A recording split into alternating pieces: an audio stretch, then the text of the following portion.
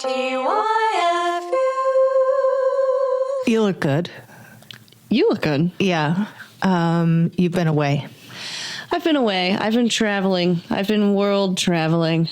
Mm-hmm. And you've come back to gloat about it on the podcast. Yes. Take a vacation, everybody. Eat a bonbon. Just relax a little bit. It's all cool.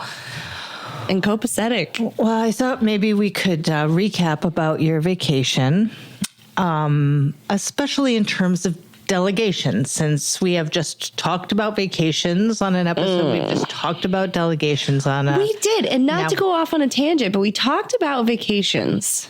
And I am currently fiddling with a little vacation umbrella right now, pantomiming smoking it like a cigarette, because I just ate a cupcake with a little umbrella on it from The Kitchen Witches. The Kitchen Witches, our lovely friends, the Kitchen Witches. They are listeners.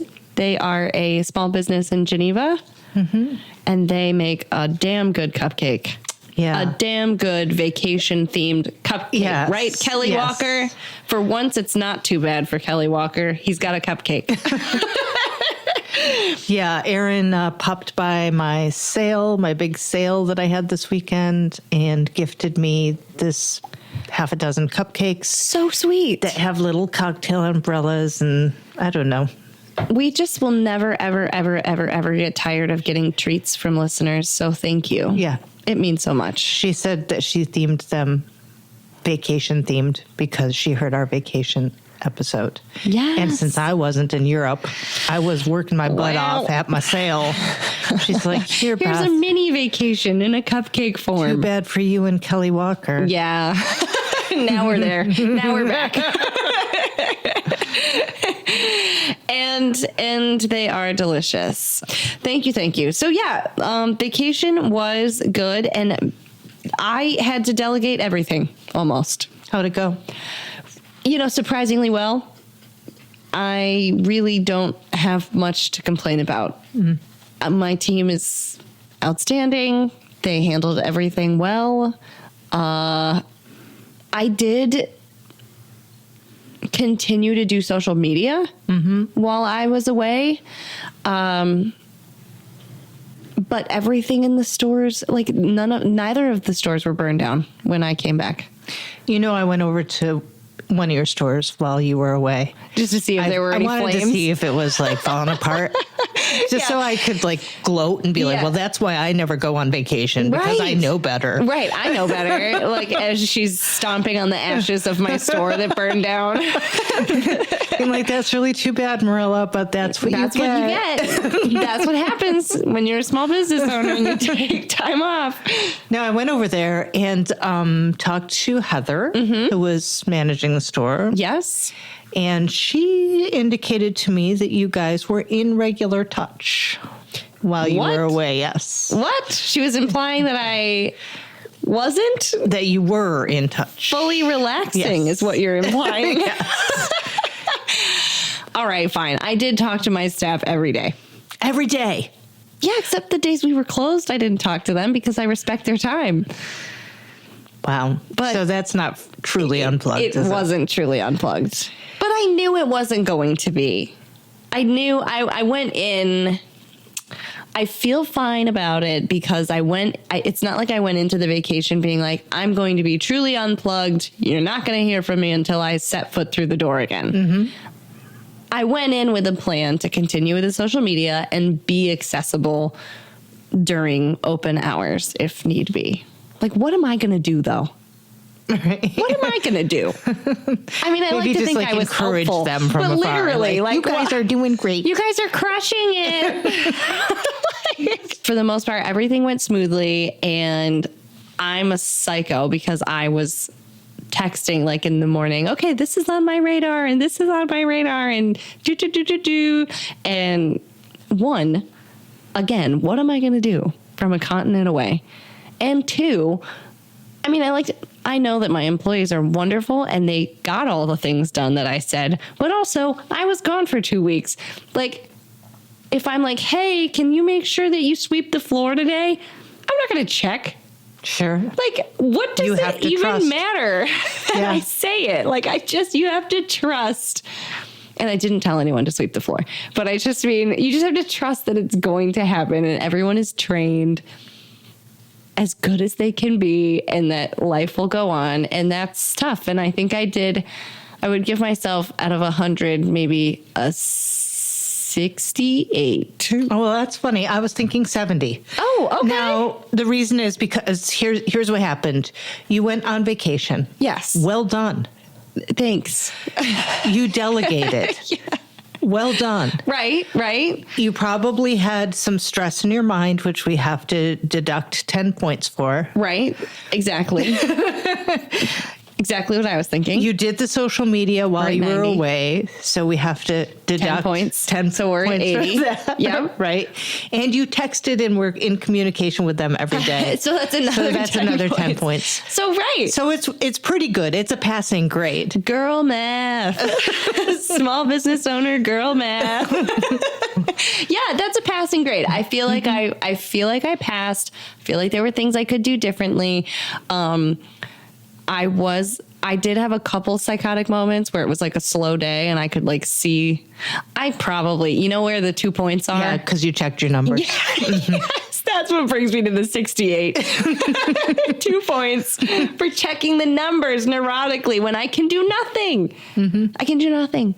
And like one day it was slow and I'm like looking, or maybe it was a busy day. I think maybe it was busy, which makes it even worse. It was busy. I'm looking at the end of the day, I'm looking at the transactions like, ooh, cool, cool. And then I see like this big return.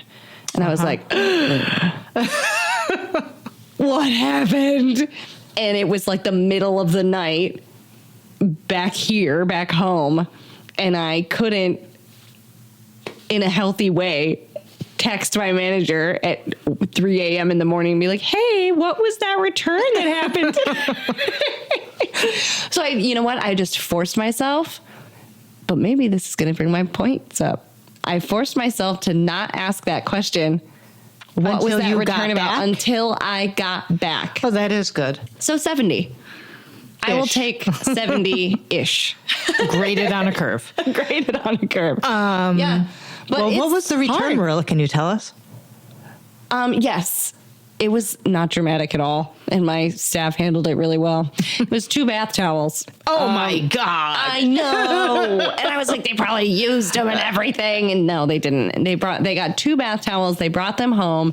The color was not the right color for their bathroom. Mm-hmm. So they brought them home, or they brought them back to the store. My employee refunded them, and then they promptly ordered the correct color, and they picked them up. So everything's okay? So everything. Moral of the story.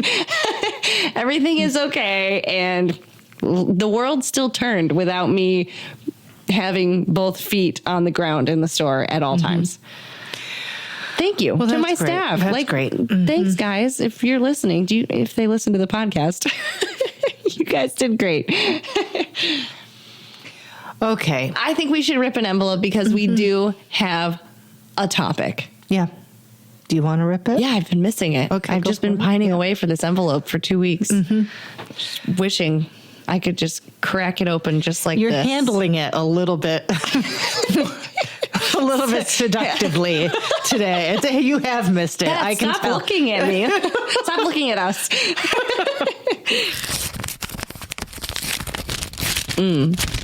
Okay. What Great. does it say? The topic this week is sales. Sales. But sales in what way? Sales Define like sales. Yeah, special events, kind of markdown merchandise, promotions. Sales events. Sales events. Like- Not just like standing behind the register collecting the money. And Yeah. look at all So these we're talking sales. Toyota-thon. Yeah. Exactly. President's Day. Woohoo! Yes. Christmas in July. Christmas in July. Yeah. Okay. All right. I can do this. I don't do this very often. You don't have sales in your store Not very often. Well, let's backtrack a little bit. All right. Let's We backtrack a little can't. We bit. can't dive into the deep end. Now, let me ask you, if you see a sale promoted, do you feel motivated? Like at all? Do you respond to the idea of sale in your life? Almost never. Almost never. Almost never for me. What's the exception? Can you think of any? If it's something I'm looking for anyway, and there happens to be a sale on that item, it might motivate me to do it. Like a Black Friday sale. There's a classic one. I've never been. You know what'll get me? Going out of business sale. I love those. I always Not feel for bad. the business owner. No. But, I mean, as in a mercenary kind of way. Yeah. Like you can get some fixtures. Oh, you're so good at that. I feel like for as much of a cutthroat as I tend to be, I kind of feel bad going into those sales, the going out of business sales. Like I feel like there's a yuckiness to me about it. 'Cause like, even when, all right, throwback, Locavore, Oh, yes. one of your endeavors. When you were doing the going out of business sale for Locavore, I don't know that I grabbed anything, but I remember walking through and I remember feeling like, I don't know that we were super close at that time, but I remember feeling like, oh, I don't want to buy this at such a discount. Like, I know that she paid like this much for it. I almost feel guilty taking this at 75% off because I know you're not even recouping your cost. And so I like don't buy it, which I know you need to clear stuff out anyway. I know you still probably have stuff from there. Quite a bit of dried sage. Oh, that'll get you. We need to make a turkey. Right. I should make you a deal on that now. Locavore, I don't think we've talked about Locavore on the podcast. We really haven't. Yet. That's a little like nugget. Should we save it for another day? Yeah, Just we should probably tease save it for another day. We just, a quickie. Marilla. Tell me more. Locavore was a store that I briefly owned with 3 partners right before the pandemic. Right hit. before the pandemic. Yeah. It was very young. And there were some complications. Yeah. And it did not last. And the way that it closed was really kind of brutal, emotionally brutal. Yeah. And with that in mind, and knowing it couldn't go forward, I was grateful for anything that I could sell at any price at that time. So, I don't know. I think I got like a sidewalk sign from you at that time. Thank you. I did. And I felt guilty about it because I paid like nothing for it. Thank you, Beth. Interesting, because just lately for this sale that I had for Stomping Grounds lately, I'm like, what the heck did I do with that sidewalk sign? You can have it actually. I don't use it anymore. Oh, really? Yeah. Okay. So now you have, there you go. with the expansion. But anyways, The sisterhood of the traveling sidewalk sign. so going out of business sale, having had one myself, actually, for that other store. Right. I don't feel the least bit bad for going in and taking any of those final scraps and remnants. Yeah. Because I know what is the person who owns the store going to do with them after the sale ends? And think about it this way. When we had Michael George on this and he was having his going out of business sale, he very intentionally marked things down to a price he was comfortable with, and people came in and scooped it up, and he didn't want one bit of it left. He didn't want one bit left. No. I know. And I know that I would be the same way. And I know I participated in a going out of business sale at a place where I worked. And, we wanted to see as much of it go out the door as possible. But I do remember it's odd because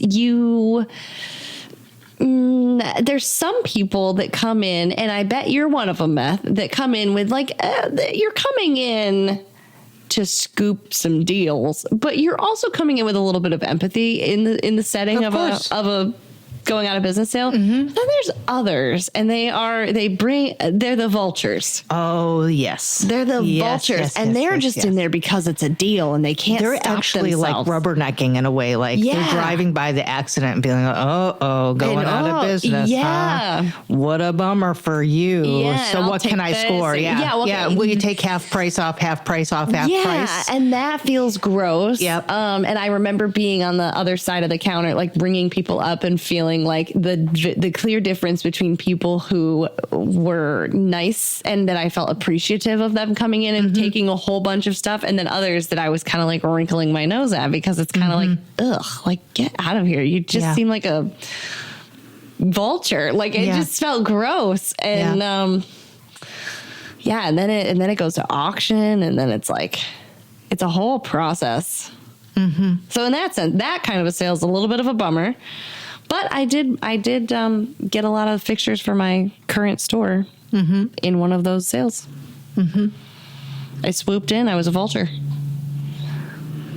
Or, I mean, opportunist, which also sounds a little yucky. Yeah, but should it? Scrappy? Scrappy? Yeah. That doesn't sound quite so yucky. Right. But what are those people Thrifty? going to do with store fixtures after their store is closed? They want to sell them or give them away. Right. And I think, again, like, I think when you come in and you're like, oh, I can really use this, that's different than, like, I don't know,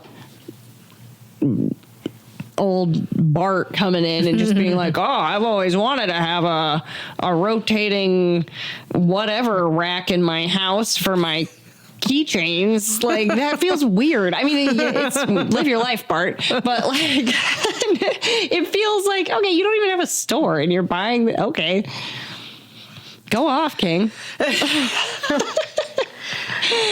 Well, I also feel like, I mean, I'll go to a sale if I feel like it's going to be a really meaningful discount.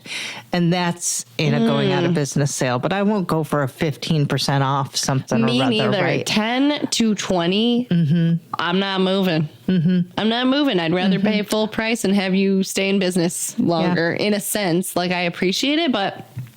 And then on the flip side, I want people to be motivated by 10 and 15 and 20% off when I run a sale like that.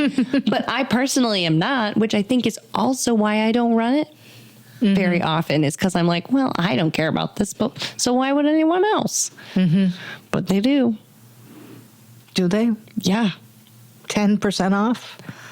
No, I think 10% off can suck it. I would like the listener to write in and say, what discount motivates you? Yeah. It might help us make decisions in the future. Yes. What's the magic number? And don't say 50%. Please. Please don't say 50%. It's funny. I mean, the reason that this topic has come up is because, yes, let's go back a little bit. Let's preface this. Let's go back in time to recently. When did you decide to do this sale?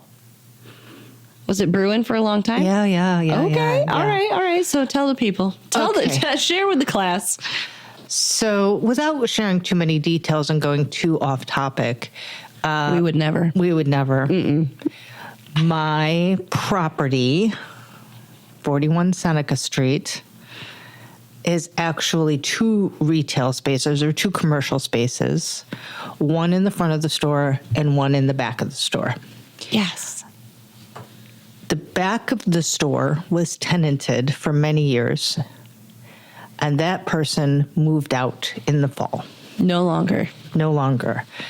So I had to think about, how do I want to move forward with this space in the back of the store that's now available to me? And do you even want to share it? And do I even want to share it? So there was some hemming and hawing and mathing. Yeah. There was some mathing Big about girl math.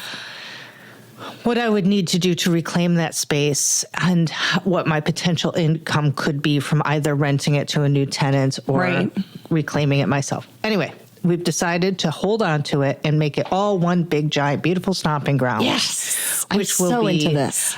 a years-long project, probably, to do everything I want to do. But the first step... Realistically, a year and 3 months. Let's just be real. It's going to be a little while. Yeah. Was just like, get rid of a bunch of stuff that doesn't represent what the store is now, or what I don't want that it's won't not the be the vibe store anymore. in the It's future. not the vibe. Right. Yeah. Like merchandise that I don't plan to reorder. Right. just stuff that I'm personally tired of looking at. Yeah, because as a store, side note, not that we would ever, but with your store, you have a vibe that's consistent through the years, but at the same time, it's kind of like your personal style. It changes, It evolves. and it's so funny to me how like you'll look at merchandise that you had like 4 years ago, 3 years ago, even 2 sometimes, be like, ugh. What was I thinking? Ugh, who bought this stuff? No, it's not. What I think about that is that the merchandise is still good. It's just I'm tired of looking at it. I look at it every day in my store. Yeah. And I just get bored of it and I want to move it out. And I forget that it's still fresh to the customer. Right. Because how often does, now your customers come in maybe once a week. I do. Right. Yeah. But we're in a little bit of a different store. Yeah. So what my most frequent customer might come in once a month. Okay. You know? Yeah. So they could miss things. So something could be sitting there for 4 months. They've seen it a couple of times. I move it around. It feels fresh to them still, but it feels really old to me. You're so sick of it. Because I've been looking at it for 123 days. Yeah. Which might as well be years at this point. So anyway, I decided to have a sale. Right. We called it the Party in the Back. I loved Business it. in the front, Party in the That. back.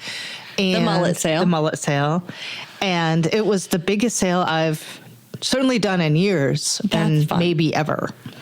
And a lot of it, though, it was not like regularly priced merchandise. Some of it was, but some of it was just fixtures and random stuff, decorative stuff. I would say, I attended this sale.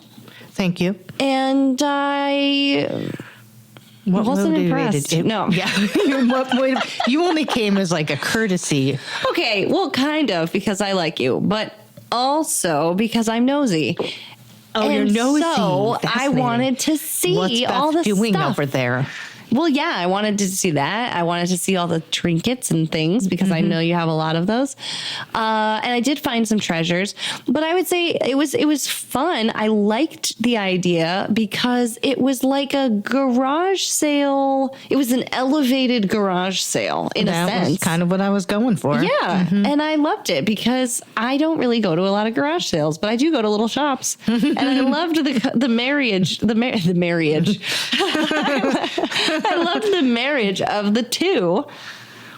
And I scored some good shit. You got some good shit. Yeah. I got some good shit. And there was some good shit. And there was some other stuff. I'm like, who would buy that? But okay. And then it goes. Yeah. The Scrabble letters. Yeah. She was selling single Scrabble letters, people. And she made money on that. I did. Crazy. I love it. But there was other things that I really expected to go that didn't move at all. And that's Isn't that a confusing. rub? I don't know. Whatever. What can we do? I don't. So it was a 2-day sale, and I was left with a lot of stuff, which I don't really want to reabsorb into inventory. But I was. What are you going to? I don't know. I mean, I probably some of it will go out to free. Yeah. To donate. Like sometimes I get so tired of something. Yeah. I get so tired of something that I'm like, you know what? Just take this home. Just take it. Okay. Well, here's now what I hate in my store.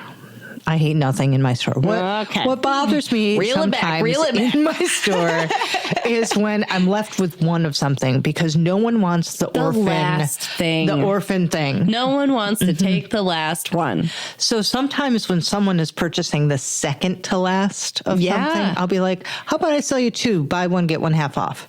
Oh, you dog. Yeah. You dog. It's a trick and it works. Because but you make less money. Yeah, but I'd rather like bird in the hand, Marilla, bird in the hand. I don't want to be looking at that last thing sitting there crying on the shelf forever. Yeah. Because no one wants to. Because it Do you doesn't ever have a have friend. Customers apologize for buying the last of something? Yes. You guys, it's okay. Just buy it. Just buy it. We don't have hurt feelings that you're buying the last of something. Actually put it in the store to sell the last one. I'm just telling you right now. I hate to take the last one. I can't tell you how much I say that to customers. Like, please, I have it there so someone will buy it. I just come right out and say that. I'm like, no, please do. I'm literally here. My whole point of working here is for someone to buy that.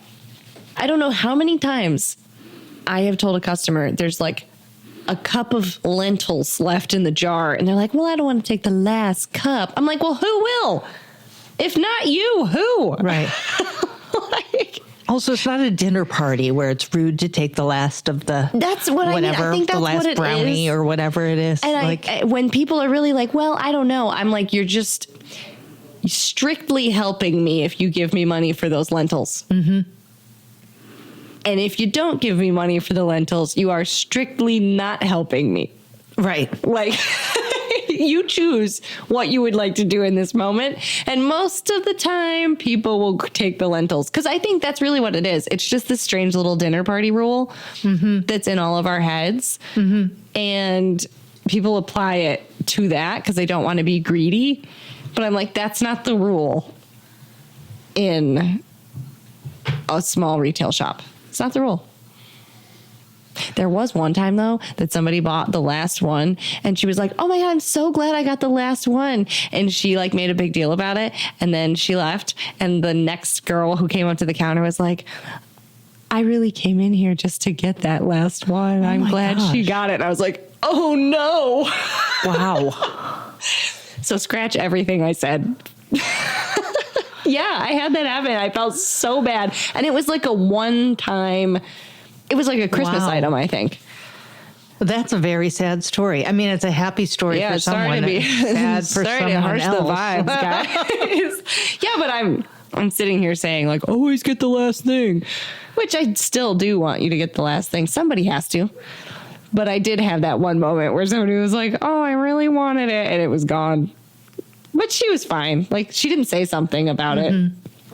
Until the lady was gone. She was happy for her. She didn't fight her in the store. She didn't fight her in the store. Mm-hmm. She did not. Well, back during COVID, when I used to have my Facebook Live sales, I would get rid of so much. I almost said garbage. It was good material. It's just like when it's down to one of something, to me, it feels like it's... It doesn't have a friend. It's hard to merchandise. Mm-hmm. It looks lonely. It looks, even if there's two of something, it doesn't look rejected, like no one left it behind and forgot it, or just, you know what I mean? Like, I don't know what that is. I don't know what it is either, but yeah, you did those live sales. That was a huge deal. That's right. I guess those count as sales. Those count as sales, Beth. You're the queen of sales. I'm here to learn your ways. Yeah. Yeah, actually, now that we're talking about this, we're bringing it up. Now that you mention it, I sometimes will have on the used books in the store, buy one get one half off. Yes, or a buy two get one free. Yes. And this is maybe when I feel overstocked, right? Or I just feel like I need to move things around in the store. How about this though? Yeah. Since you're talking about BOGO, yeah. Do you ever feel like there is a sweet spot? Okay, if I mark something down 40% off, people will snatch it up. Yes. But sometimes if I mark it off, if I'm like, it's 50% off, people don't grab it. Like, things hang around because I get the feeling, I'm not saying this is what it is, but I almost get the feeling that people are like, oh, that's the garbage she's just trying to get rid of. It's 50% off. Like, sometimes stuff hangs around, I feel like, even more than it would because it's on that BOGO deal. Like, do you remember on a past episode, I don't know how it came up, I was talking about the grandfather's fruit stand. Yes. Side of the road fruit stand. Yes. Where he was just trying to get rid of his surplus from the garden. Right. And when it was offered for free. From the garden. The garden. When it was offered for free, nobody would get it. Right. And so when he started charging for it, all of a sudden it started moving. It was disappearing like because crazy. Of this psychological thing that happens where we don't trust too good a deal. Right. And that's what I think happens sometimes with 50% off. So that's why I'm not joking when I say you guys need to write us in and tell us what the magic number is. Because I have a theory that 50% off is not always the number. That it's more like 40%. I feel like it's 40, 45 maybe. You know, the most recent going out of business sale I went to, which was very sad, is Joann's. Oh, Joanne. Gosh. Joanne. That business has been around since like the 20s or something, or the 40s, like crazy. A long time. Oh, yeah. Like And I staple. feel like I don't know the inner workings of Joanne's, but I just feel like Somebody that's called Joanne. another internet killing. Do you think it's an internet killing? I feel like yes. And I also think maybe, I mean, not that anyone cares what I think about the global crafting economy. Yeah, we're not in the craft business, but we'll just comment on it anyway. I'm just going to put in my 2 cents. I also think that maybe they saw a huge boom in the pandemic years because everybody was getting into crafting and everybody had time to craft and everybody was home crafting, and they were like, all right, this is it. And they kind of like bumped it up and dug in and then everybody went back to work. So, I mean, maybe a combo of those things, but I think maybe too much inventory. I don't know. Call me, Joanne. You went to their closing sale? I did not. I didn't go out of my way to go to their closing sale, but I happened to be like driving by and I noticed that they were having their liquidation sale. And you're like, I can get some sweet yarn there. Well, there are some things that I could probably use in my own business there. Right. Like, ribbon or whatever. Yeah. I don't know. Whatever it may be. I was like, fixtures. Also, I always like to look for fixtures at businesses going out of business because I like to change up my displays and keep my own store feeling fresh. So I was hoping there was some of that in there. And I got to tell you, it felt like it was so depressing being in there. Yeah. Big Lots. Big Lots was another one that happened. Yes. And it really is. But did you find any fixtures? No. Side note? No, I bought a little bit of a floral garland that I thought might look pretty in one of my window displays that you're no longer doing because you're delegating them. I did buy some ribbon, like I said. Nice. And that's about it. I mean, it was pretty slim pickings by the time I got there. So Joann's is having a going out of business sale. Yeah. R.I.P. Joann's. You were a good soldier. And meanwhile, Michael's is doing a happy dance. Your nemesis, Michael. Michael's. Oh, Michael. Well, part of what bothers me about Michael's is I would prefer to call him Michael. Okay, Michael. It seems. That guy. Michael. Joanne and Michael. They probably were. They were our right. People. They were Beth and Marilla. At one time. Probably 50 years from now, somebody will be like, Marilla, whoever she is. All right. So anyway, what really pisses you off about Michael? Oh, right. Yeah. This guy, Michael. This fucking guy. We have the ratings. He has a coupon available basically in any employee's back pocket at any moment for the 40% off. 40% off at any time? Now, I haven't been to a Michael's lately, but pretty much like they have their printed material, their flyers. Yeah. And they're available at the checkout. Oh, yes. Right? So many stores do this. Yes. Where it's like, here, you just bought this thing and also take let this us give you flyer 40% off on your next purchase. Everything's overpriced to begin with. Exactly. There's nothing that irks me more than, let's just say you walk into a Nike store and it's Labor Day weekend and everything in the store is 50 to 70% off. Shut up. That means you are gouging your customers. If you can mark your stuff down, I mean, that's a bold claim. I don't want to get sued by Nike. Yeah, sorry, Michael. Sorry, Michael. Sorry, Nike. Okay. I understand that they sell enough volume that they can probably mark down their products very low and still come out on top. But they are also marking their products up more than I would ever dream of. Yes. So 2 things can be true at the same time. Right. When I have a sale, I'm just trying to recoup my investment. Do you know what I mean? Like, I'm just trying to not lose money because the markups that you and I have on our stuff is pretty much as slim as it can be. Thin. Right. They're razor thin. They're waifs of a thing. Mm-hmm. Yeah. Yeah. And I can't, it's so frustrating to me when I'm in my store agonizing over this markup and like whether I should move it from, $5.25 up to $5.50. It's crazy when people are like, oh, I got this great deal on this. And then they complain about the fact that we've only marked something down 10%. Right. Because there's not a huge amount of room in there. And this thing about Michael's and their 40% off, it's like, well, they're like, yeah, framing is expensive, but I got 40% off. I'm like, try me. Right. Try me with no discount. Right. And then try Michael's with your 40% off and see if they're within $20 of each other. I bet we land pretty close. I bet we land pretty close. Yeah. Yeah. But the consumer doesn't always compare apples to oranges well. Mm-hmm. And so, someone might come into my store and see that I'm selling a hoodie for $70. Mm-hmm. And they're like, oh my God, I could get a hoodie at Walmart for $8. Mm-hmm. But you can't get a hoodie at Nike for $8. Sure. So it's like, compare it to the right thing.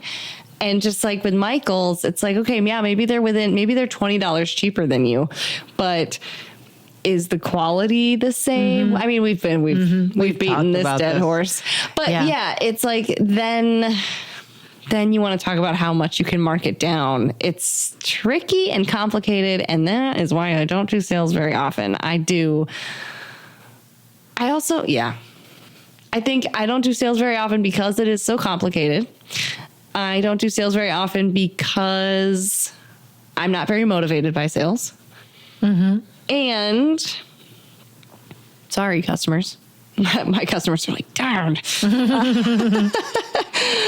And I don't know. I just feel like, what I tell my customers talking about this, like Michael's is charging too much. That's why they can give you 40% off. I tell my customers that's the best price I can do because I want everyone to get the best price from my store. Like I want everyone to get the best deal here. Not just one day a year. Like I want to be consistent and give you the best price all the time instead of just charging you more than I could and keeping my piles of money except for one day a year or 2 days a year when I let you guys have it at the real price. Yeah. We've talked about haggling. Yeah. We did a whole episode on it, I think. A whole episode. And I get a little peeved sometimes when people ask me if I'll take less on something. I think it's one thing when I offer a lower price just due to inventory management. Like you want to get rid of that last thing. Right. Yeah. Or I'm overstocked on used books right now. I'm out of room. I need to liquidate some of the old stuff so I can bring in some new stuff. Like, it's not that I'm not willing to mark down a book. It's that it has to be purposeful. And it has to be predetermined. Every year I do a birthday sale. Mm-hmm. And we have discussed that. I pick like a dozen products. I have to be really careful about what products I pick and what they cost me. And that dictates what I can mark it down, yada, yada, yada. So if you come up to me in my store and you're just holding this random piece of merchandise and you're like, yeah, would you take $2 for this? I don't necessarily have it cooked into my brain exactly what that cost me at any given moment. So no, I'm probably not going to wheel and deal with you right now because maybe I don't have the time to go into my catalog and look at my costs and then do the math of like what I can give it to. Did you pay shipping? Did you not pay shipping? Literally. Yeah. Did I have to take it out and package it a different way? Like, I'm not doing that right now. So just take the sale price we make and let us live in peace. There are some products that we will order in that we're actually not allowed to discount. Do you want to talk about that? Like, you yeah, have just that a tiny bit. I wonder if this is a universal, I'm guessing this is a universal experience for most small business owners. But yeah, I have a couple products with a couple businesses that they do not, it's like in the seller agreement that I sell it for a particular markup and that I don't run a sale every weekend on them. Yeah, it's not an MSRP because it's not a manufacturer's suggested retail price. No, it's like the manufacturer's throwing regulated. You in jail. Yeah, regulate. Yeah, and I don't know how you enforce it, but it's really just like there have been some that I know enforce it, and honestly, I like it. Talk about it, Marilla. I like it because I know I'm not competing with other people's undercutting me. So like even on Amazon. Sometimes I forget we have sound effects for that. Yeah, even on it can't be lower than you're selling it for. It can't be lower than you're selling it for. Yeah. I don't know how they hog tie that situation, but it's the vendor, you mean the manufacturer. Vendor. I don't know how they do that because there's other manufacturers that seem to be dictated to by it. But there are some that really stick to their seller's agreement, and the price that you can get it on Amazon is the same price that you can get it at my store, and I really appreciate that. It's just refreshing. I think it's smart for everybody, too. I agree. It's smart for the manufacturer. I agree. 10 out of 10. Love that. There was one product that I had, I won't name them now, but the company called me because on my website, I had it like $1 less than their required price. Yeah. And the reason was that they had raised the price, but I just never clicked in on it and changed it on my website. Yeah. But they were policing it. They were out there making sure that if I didn't change it on my website and made sure that I got $1 more, they were going to discontinue my contract with them. Yeah. No, it's a real thing. And some of those businesses are more flexible than others. Like a couple of them, I'll never run a sale on it really. But most of them that I've ever worked with, if I'm doing like a one-off, if I'm doing a birthday sale, and I'm like, it's a 24-hour thing and it's a special event, like they're okay with that. But yeah, it is interesting that some we're not even allowed. It's not allowed. It's not allowed for us to mark it down. We can't even haggle with you guys if we wanted to. Even if we like you. Even if we were just dying to give you a deal. Even if it's merchandise that we've been sitting on, even or if there's only one left. Even if there's only one if left. there was one left, I might do it. Right? Wink, wink. Meet me in the back alley behind the store. Meet me in the back alley. But that's an interesting part of sales as well. One time, have you ever gone to a Black Friday sale? No, because I'm working. Oh no, and also because I just don't want to be in those kinds of environments. Oh, girl, I am so anti Black Friday sale. It's not even funny. I mean, I grew up as a child. I was like a child of the 90s, the height of Black Friday, like where people were getting trampled. And so my scary like campfire stories are like Black Friday Walmart. What are you doing? Are you out at 4 a.m. waiting for the doors to open with your family? No, I never was, but I had family members who did that. I had family members who would go, they would make a girls' day out of it, and they would go at 5 o'clock in the morning to Kmart and Walmart and like all those places that would run those crazy Black Friday sales. They would go, and I guess they all survived. I mean, they're still with us today, but I never thought it sounded fun. I never wanted to go. And now that I have my own business, I close on Black Friday because I'm so anti-Black Friday, but I was even anti-Black Friday before I had my own store. For a brief stint, I worked in a shoe store in a mall, and I I think I was there from like spring to summer. It was. Didn't you, oh yeah. You quit by donating a kidney. Did that come up on the podcast before? Well, this is where I'm going. Okay, listen to this, guys. So this one time when I donated a kidney. Yeah, right. Yeah, no. So, yeah, I started working at this place. Let's say I started in like January. I'm working through the year. My brother did need a kidney. And I did Conveniently. donate. Yeah, and I did donate a kidney, okay? And the kidney surgery was scheduled for like December, like the beginning of December.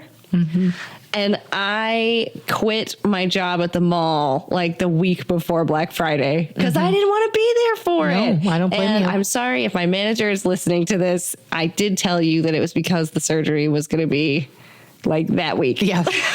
Thanksgiving Day. Yes. So sorry, Rachel. Sorry, Amanda.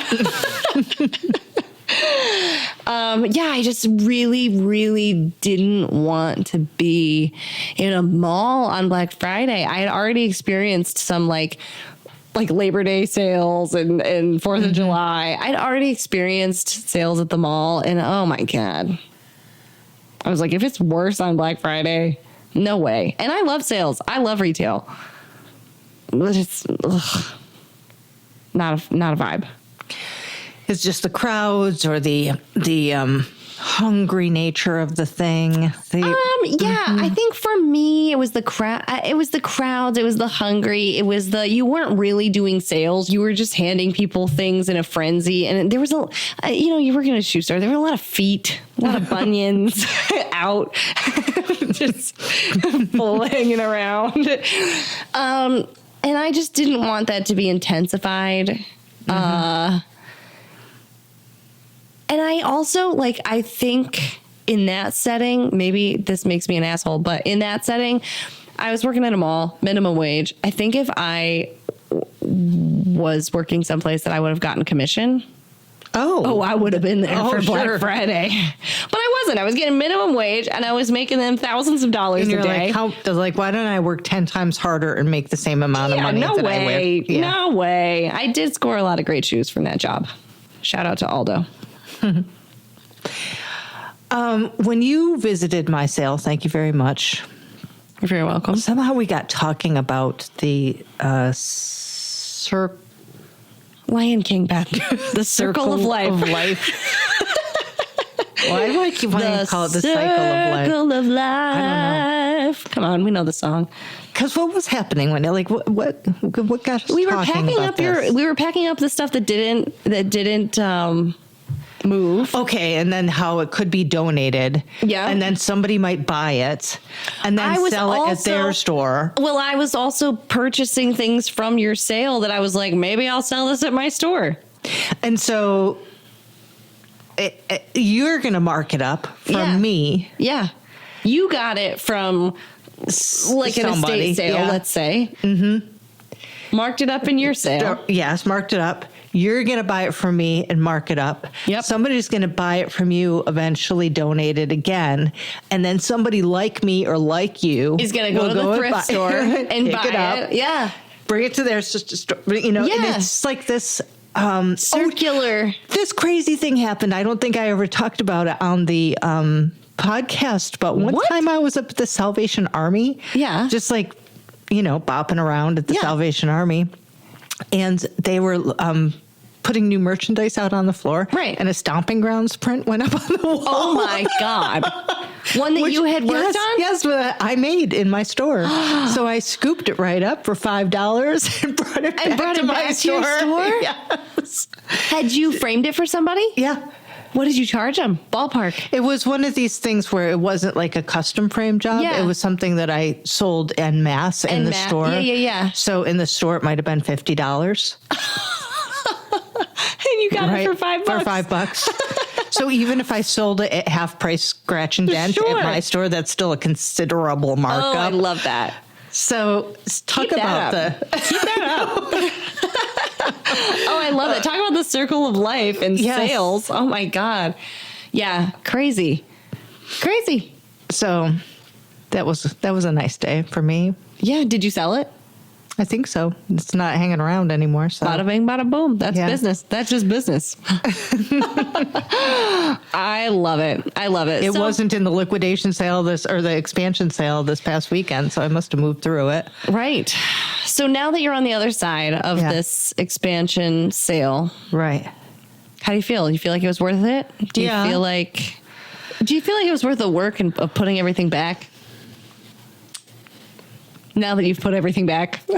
A lot of the stuff that I was selling at the sale was really just, I'll take whatever I can get for it. And so it was deeply discounted and low pressure. Yeah. I mean, anything was good. Any money in was good. Yeah. But as I was saying to somebody, my therapist perhaps. Me? Or you. I don't know. Same diff. Same diff. It was really an opportunity to talk about the future of the store. Yeah. And to advertise the future of the store. Yeah. And to show people the new space as much as. Right. I mean, and the space is still very raw. It was just an opportunity to invite people in and communicate with the customer as much as it was to getting literal money. Inventory and getting money. Yeah. Which isn't that any sale, really? Which is right. Which is any sale. Isn't that why we do any of it? So maybe a sale or a promotion or whatever is just an opportunity to stay top of mind with your customers. I think so. Like right now, I'm doing this fun giveaway with gift cards, and it's just been a fun way to chat about what we're doing and this project that we had with this company and yada, yada, yada. It's just an opportunity to spread some breadcrumbs and get people in the door and talk to us. This makes it sound so lonely, Beth. Like we just do it so that you guys people will will like talk to us us and think of us once in a while. God. Well, storekeeping is just pretty much an ongoing begging for friends, sort of. Like, Yeah, really. And their money. Sure. just those two things. That's it. Come and then you have over. a store. Can you come visit me? And also, can I have money, please? Did you want a shampoo bar? Yeah. Lentils, a couple lentils. Maybe just a cup of them. The last cup of lentils I have.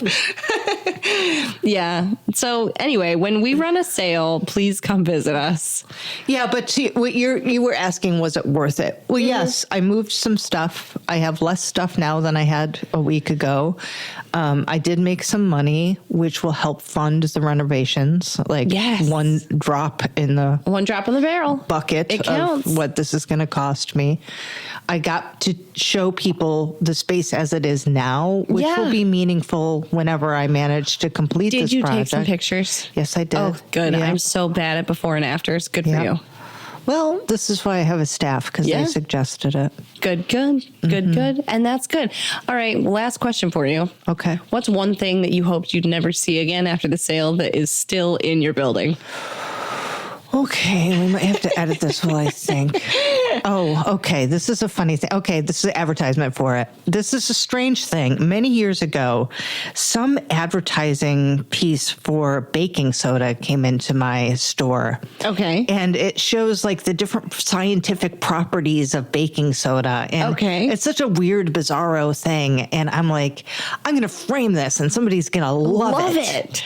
And then nobody bought it. And Everyone then I was like, hates that's it. fine. I don't care, you guys. Don't buy it. I'll bring it to my house. And then I bought this particular house. Yeah. And there's no wall space in the kitchen, which is where I want this baking soda thing. Absolutely so zero. I brought it back to the store, and it's been in my office at the store. God.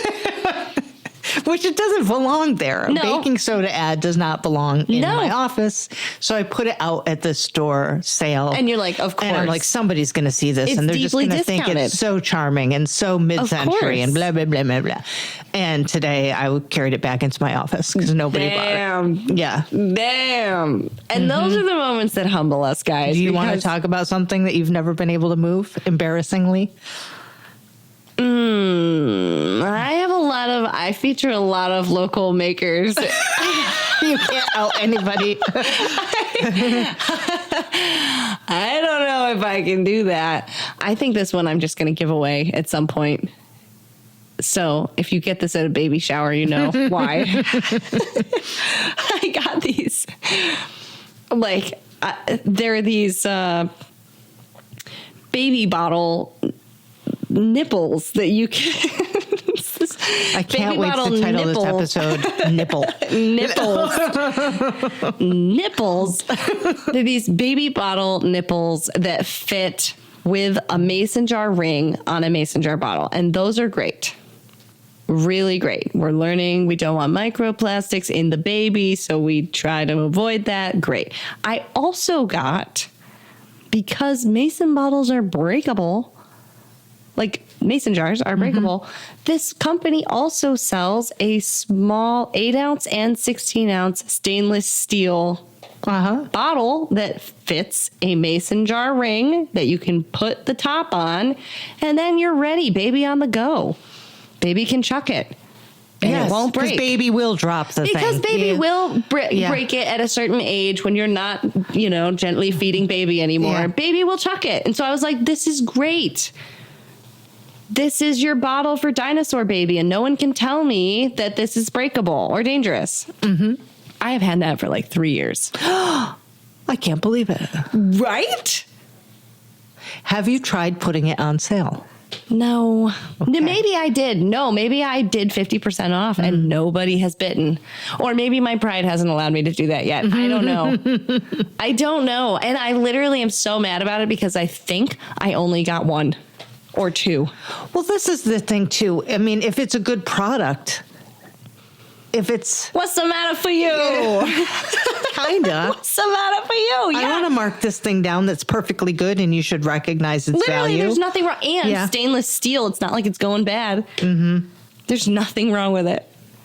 Well, I cannot move it. You keep that on the shelf forever then. Thank you. You don't have to mark it down. It's not like it's going to... I just dust it from time to time. It's not like it's perishable. Someday I need to recoup. Selling point. I've had this thing for 8 years. I know. It's an still antique at this point. Still in perfect condition. At some point I'll recoup that investment, but not today. So yeah.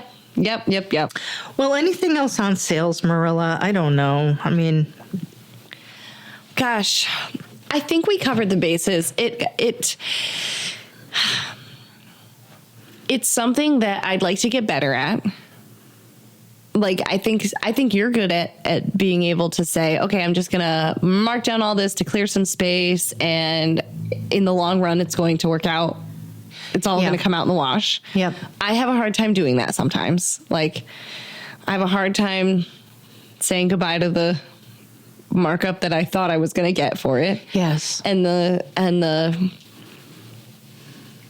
stuff that I was going to invest that capital into once I got it, Yes. Because sometimes you have to say goodbye to some of that too. You always need your store feeling fresh all the time. So whether that means moving things around or, trying a new display, changing out your window displays, there's a lot of different ways to make your store feel fresh.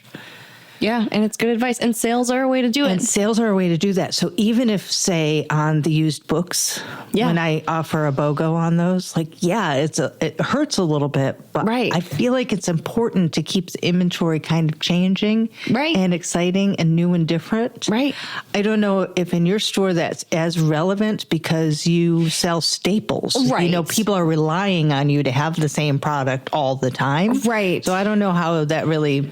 It's not both hands tied behind my back, but it's one. Yeah. It's one kind of clipped to my side. Yeah. Yeah. So, but it's good advice. And I do try to practice that where I can in my store. So yeah, and also I think it comes down to if you're not comfortable with it, don't do it. Do the sales that you're excited about in the capacity that you can do them too. When I first started, all I ever did was my birthday sale, and that was it. Well, I kind of like to embrace this advice when I'm letting something go for less than I think I should. Yeah. Or if I'm actually losing money on it. I'm like, there's a bigger picture here. Right. And that's to keep Get out of here. Yeah. Keep it moving. Yep. Keep it moving. Keep it fresh. And lively. And lively. And if somebody gets a really good deal from me, They're going to talk about it too. They're going to talk about it and they're going to come back. You know how another like girl cliche is like, oh, I love your shirt. Oh yeah, I got it for $2. Oh, this whole thing I got it for these earrings $5 at Stomping Grounds. Literally, guys. Yeah, literally. So yeah, the goodwill comes back. So it pays off in a way that's not always about the actual dollars. It's true. But I'm never marking that baby bottle down. I don't think you should. Chat about the biz, it is the way it is. Thank you for understanding.